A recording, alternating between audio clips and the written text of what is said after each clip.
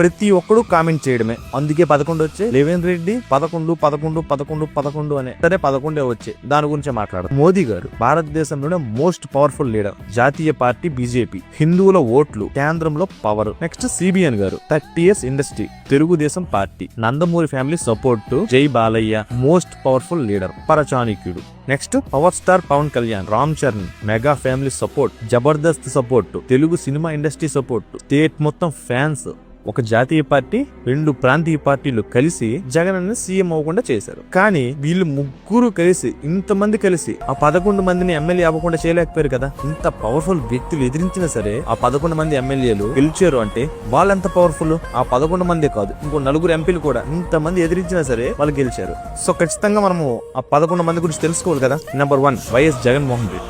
వీళ్ళు ముగ్గురే కాదు, ప్రపంచమంతా కలిసిన పులివెందుల ప్రజల్లోని ఉన్న అభిమానాన్ని ఏమాత్రం తీయలేరు అతని మీద. తాటిపర్తి చంద్రశేఖర్ గారు. ఎర్రగొండపాలెం. డాక్టర్ బి శివప్రసాద్ రెడ్డి గారు. దర్శి నియోజకవర్గం. సరే మీరు కామెంట్ చేయండి. ఇప్పుడు వీళ్ళని ఓడించాలంటే ఇంకెంతమంది కలాలి, ఇంకెంతమంది యాడ్ అవ్వాలి, ఎంతమంది కూటమిలో చేరాలి వీళ్ళు ఓడించాలంటే, 11 మందిని ఓడించాలంటే.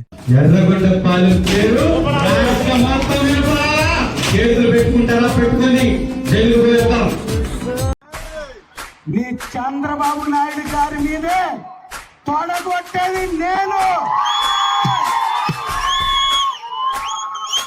మంచి కోసం తొడగొడతాం, బెదిరించడం కోసం కాదు. ఇచ్చిన పథకాలు ఇవ్వమని తొడగొడతాం, మీలాగా దోచుకోవడం కోసం కాదు. మేము తలుచుకుంటే మీరు గ్రామాలకు తిరుగుతారా? అలాంటి సాంప్రదాయం మాకు నేర్పించొద్దు. మీకే ప్రమాదం గుర్తుంచుకోండి. మీరు 4 కేసులు పెడితే బెదిరిపోయే సమస్య లేదు. అలాంటి కార్యకర్తలు మాకు లేరు. ఈసారి తగ్గేదే లేదు. ఎవరైనా ఏ నాయకుడైనా ఇక మీదట జాగ్రత్తగా మాట్లాడాలా. మీరు ఏమి విత్తుతున్నారో ఈరోజు ఆ పంటని కోస్తారు. ఆ పంట